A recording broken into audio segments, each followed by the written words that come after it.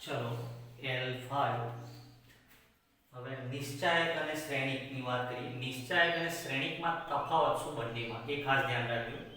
આપણે નિશ્ચાયક ચેપ્ટર જોયું છે અને શ્રેણિકમાં L4 સુધી જોયા છે. હવે નિશ્ચાયક અને શ્રેણિકમાં તફાવત શું બંનેમાં, બરાબર? તો નિશ્ચાયક અને શ્રેણિકનો તફાવત જોઈએ. એમાં પહેલો મુદ્દો જોઈએ છે. જો નિશ્ચાયક એક વાસ્તવિક સંખ્યા છે, નિશ્ચાયક એક વાસ્તવિક સંખ્યા છે, બરાબર, એટલે તેનું મૂલ્ય મળે. આપણે નિશ્ચાયકમાં જોયું છે, નિશ્ચાયકનું મૂલ્ય આપણે શોધતા હતા. આપણે બે નિશ્ચાયક મળ્યા છે, દ્વિહાર અને ત્રિહાર, બરાબર. હા, 2/2 અને 3/3. એટલે નિશ્ચાયક હંમેશા કેવું હોય? ચોરસ જ હોય, બરાબર. એટલે એનું મૂલ્ય મળે છે. વાસ્તવિક સંખ્યા છે નિશ્ચાયક. જ્યારે શ્રેણિક શું છે? કે વાસ્તવિક સંખ્યાઓની માત્ર ગોઠવણી, બરાબર. આ ધ્યાન રાખજો. આ એટલે તેનું મૂલ્ય મળે નહીં. એટલે નિશ્ચાયકનું મૂલ્ય મળે છે. આપણે દ્વિહાર અને ત્રિહાર નિશ્ચાયક જોયા, એનું મૂલ્ય શોધ્યું. પણ શ્રેણિકનું મૂલ્ય ના મળે, કારણ કે શ્રેણિક એ માત્ર વાસ્તવિક સંખ્યાઓની લંબચોરસ કે ચોરસ ગોઠવણી છે, બરાબર. એટલે પહેલો મુદ્દો શું છે? નિશ્ચાયકનું મૂલ્ય મળે પણ શ્રેણિકનું મૂલ્ય ના મળે, કારણ કે નિશ્ચાયક એક વાસ્તવિક સંખ્યા છે, જ્યારે શ્રેણિક એ વાસ્તવિક સંખ્યાઓની લંબચોરસ અથવા ચોરસ ગોઠવણી છે, બરાબર. એક ઉદાહરણ જોઈએ. ફોર એક્ઝામ્પલ તરીકે જો આપણે શ્રેણિકને ડેલ્ટા વડે દર્શાવતા હતા. આ એક શ્રેણિક છે 2 3 1 4. આ એક શ્રેણિક છે, બરાબર. તો આનું મૂલ્ય મળે. આનું મૂલ્ય મળશે આપણને. કઈ રીતે શોધતા હતા?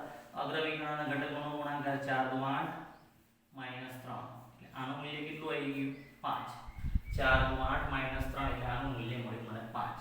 એટલે આ તમારો નિશ્ચાયક થયો, બરાબર. આ જે સંખ્યાઓ છે એ બધી વાસ્તવિક સંખ્યાઓ છે. આ વાસ્તવિક સંખ્યાઓની ગોઠવણી થઈ, બરાબર. આ વાસ્તવિક સંખ્યા છે એટલે આનું મૂલ્ય આપણને મળ્યું. ડેલ્ટા કેટલો આવ્યો? 5. હવે શ્રેણિકની વાત કરીએ તો શ્રેણિકને ખબર છે કેપિટલ લેટર્સમાં દર્શાવાય. આને આ જ દાખલો લઈએ પણ શ્રેણિકમાં લઈએ તો શ્રેણિકમાં 2 3 1 4. આ એક શ્રેણિક થયો, બરાબર. આ વાસ્તવિક સંખ્યા થઈ આ બધી, બરાબર. આ ઘટકો છે બિલોંગ્સ ટુ R માંથી હોય, આપણે જોયા છે. એટલે આનું મૂલ્ય મળે. આ નિશ્ચાયક એક વાસ્તવિક સંખ્યા છે, બરાબર. એટલે એનું મૂલ્ય મળે. જ્યારે આ શ્રેણિક એ વાસ્તવિક સંખ્યાઓની ચોરસ અથવા લંબચોરસ ગોઠવણી હોય. આપણે જોયું આમાં હાર અને સ્તંભની સંખ્યા સમાન હોય એવું જરૂરી નથી. એટલે આનું મૂલ્ય મળે નહીં. આ ધ્યાન રાખજો. આનું મૂલ્ય મળે નહીં. જેમ નિશ્ચાયકનું મૂલ્ય મળે એમ શ્રેણિકનું મૂલ્ય મળતું નથી. એટલે કોઈ દાખલાનો જવાબ આવ્યો હોય તો એ તમારો જવાબ આવી ગયો, બરાબર. એટલે બંનેમાં પહેલો તફાવત શું છે? નિશ્ચાયક એક વાસ્તવિક સંખ્યા છે, બરાબર, એટલે એનું મૂલ્ય મળે. જ્યારે શ્રેણિક એ શું છે? વાસ્તવિક સંખ્યાઓની ચોરસ, આ ચોરસ ગોઠવણી થઈ. આ કયા પ્રકારનો શ્રેણિક આવ્યો? 2/2. ચોરસ ગોઠવણી બી હોઈ શકે અને લંબચોરસ ગોઠવણી બી હોઈ શકે. લંબચોરસ એટલે હાર અને સ્તંભની સંખ્યા સમાન હોય એવું જરૂરી નથી. આ કયા પ્રકારનો શ્રેણિક થયો? 2/3. બે હાર અને 3 સ્તંભ. એટલે આ શ્રેણીની કક્ષા કેટલી આવી? 2/3. એટલે આનું મૂલ્ય મળે નહીં. આ શ્રેણિક છે, આ નિશ્ચાયક છે. આપણે બે નિશ્ચાયક ભણ્યા હતા. એક તો દ્વિહાર અને ત્રિહાર, બંનેના મૂલ્ય મળતા હતા, જ્યારે શ્રેણિકનું મૂલ્ય મળે નહીં. એટલે આ પહેલો મુદ્દો ખાસ ધ્યાન રાખજો, બરાબર. નિશ્ચાયક એક વાસ્તવિક સંખ્યા છે એટલે એનું મૂલ્ય મળશે, જ્યારે શ્રેણિક વાસ્તવિક સંખ્યાઓની માત્ર શું છે? ગોઠવણી છે, એટલે એનું મૂલ્ય મળે નહીં. પહેલો. ચાલો બીજો મુદ્દો જોઈએ. નિશ્ચાયકમાં હાર અને સ્તંભની સંખ્યા હંમેશા સમાન જ હોય. નિશ્ચાયકની વાત કરીએ આપણે બે નિશ્ચાયક ભણ્યા હતા, દ્વિહાર અને ત્રિહાર, બરાબર. એટલે હાર અને સ્તંભની સંખ્યા સમાન હોય. નિશ્ચાયકમાં કોઈ નિશ્ચાયક તમને આવો જોવા નહીં મળે, બરાબર. એમાં હાર અને સ્તંભની સંખ્યા હંમેશા સમાન જ હશે. કાં તો દ્વિહાર હશે કાં તો ત્રિહાર હશે. એટલે નિશ્ચાયકમાં હાર અને સ્તંભની સંખ્યા હંમેશા સમાન જ હોય. ઉદાહરણ તરીકે જો આ નિશ્ચાયક લઈએ આપણે, બરાબર, 2 3 1 4. એક આ નિશ્ચાયક જોયો તો દ્વિહાર અને બીજો નિશ્ચાયક જોયો તો ત્રિહાર.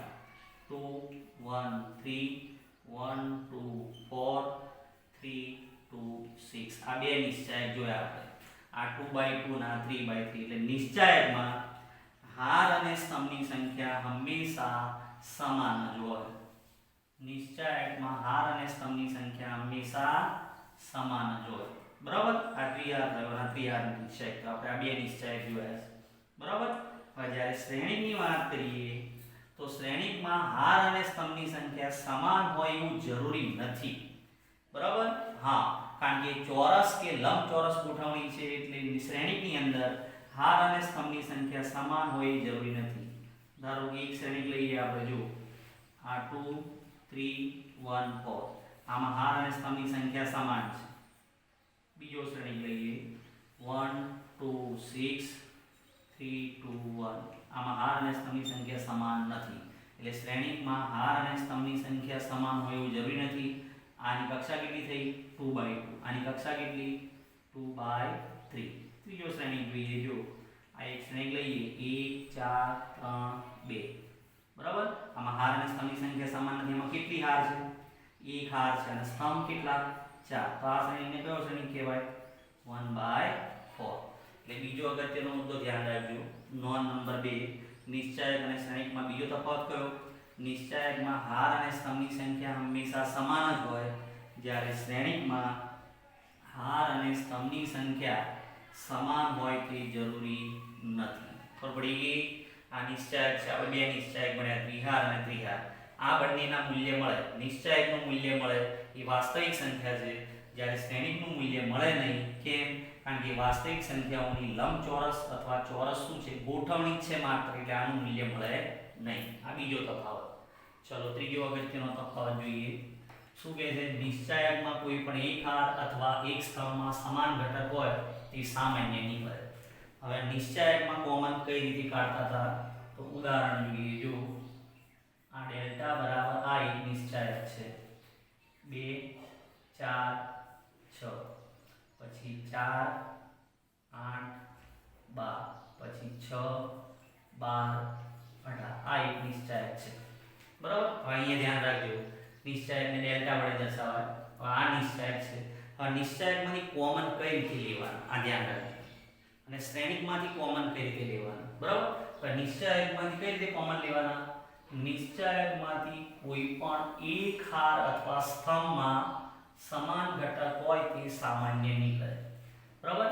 નિશ્ચાયકમાંથી કોઈ પણ એક હાર અથવા સ્તંભ, એટલે હાર અથવા સ્તંભમાં જે સમાન ઘટક હશે એ સામાન્ય નીકળશે. કોઈ પણ એક હાર અથવા સ્તંભમાં આમાંથી કોમન કાઢીએ છીએ, એ તમારે નક્કી કરવાનું. શેમાંથી કોમન લેવા છે? હારમાંથી કોમન નીકળે અને સ્તંભમાંથી બી કોમન નીકળે.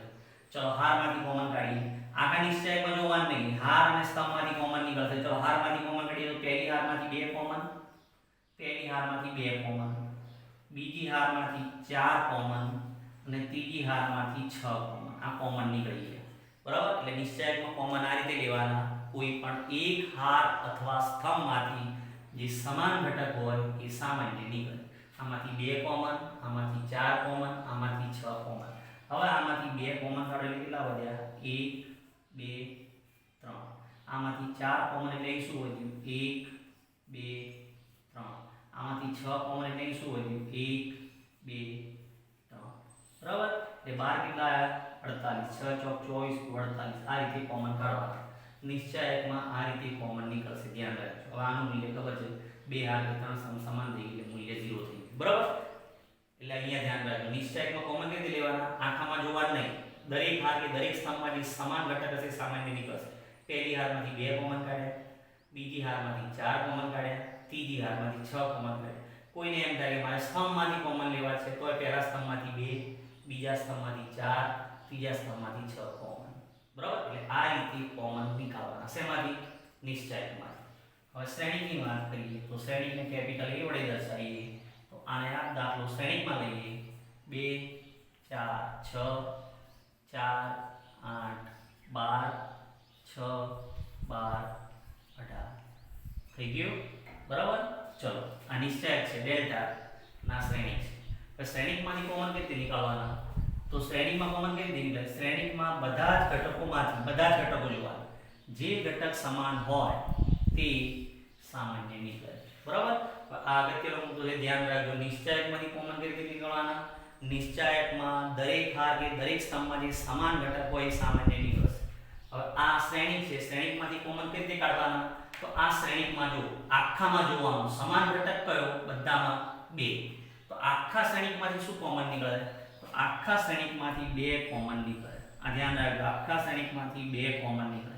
જ્યારે નિશ્ચાયકમાં કોઈ એક હાર કે એક સ્તંભમાં જોવાનું, પહેલી હારમાંથી 2 કોમન, બીજીમાંથી 4 કોમન, ત્રીજીમાંથી 6 કોમન. હવે શ્રેણિકમાં કોમન કાઢીએ તો શ્રેણિકમાં આખા શ્રેણિકમાં સમાન કોણ ઘટક છે?